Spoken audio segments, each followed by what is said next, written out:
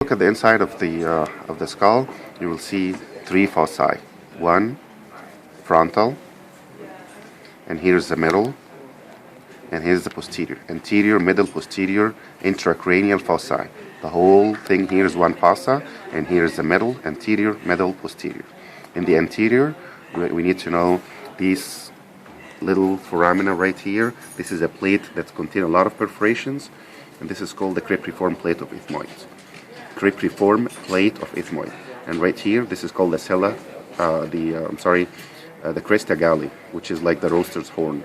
Crista galli. This elevation right here, this is spine, or this elevation at the center or in the middle of the cribriform plate, and this is called crista galli. Crista means crest or horn or process. Galli means roaster. If you go, so this is for the frontal. That's what we need to know here. If you go to the middle, you see this is called the sella turcica, right here, and this is where the pituitary gland is located. And then you can see the rest of the foramina. If you go back here to the back, if we're going to do the foramina, this is the foramen magnum from inside.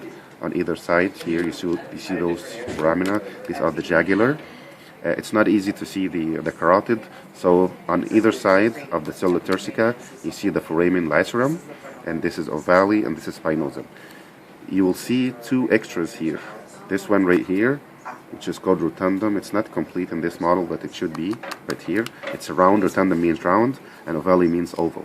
And if you look at those two foramina right here, those are the optic foramina. You can also see this fissure right here, and this is called the superior orbital fissure. It's easier to see it from the front. So if you look in the front deeper, if you look deep here, you will see this at the optic foramen from outside, and you see two fissures. Here is one, and here's the second one. This is the superior orbital fissure, inferior orbital fissure. There are a lot of bones in the orbit. We're not going to cover it right now. So let's go back here. We have the anterior, middle, and posterior intracranial fossa. This is the middle again, and as you see here, this looks like a sphenoid, means bat. So this looks like a bat. Sphenoid, sphen means bat. Sphenoid looks like a bat, and these are the lesser wings of the sphenoid or the bat, and those two here are the lesser wings. What is making the middle intracranial fossa are sphenoid bones with the lesser and greater wings, and the back here is the temporal bone. So what's making the middle?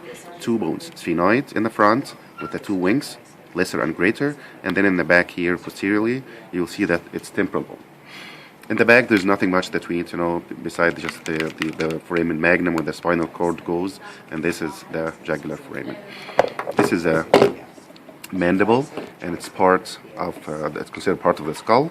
This is the body, the whole part right here, and this is called the ramus, like a branch. Ramus is a branch, and this is the occipital condyle, the head, and this is the coronoid process. The occipital condyle is what articulates with like this, with the mandibular fossa right here.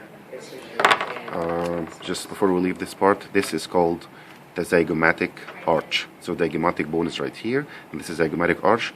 Part of the arch is coming from the temporal bone, which is called the zygomatic process of the temporal bone, and the other part, which is right here, coming from the zygomatic bone, it's called the temporal process of the zygomatic bone.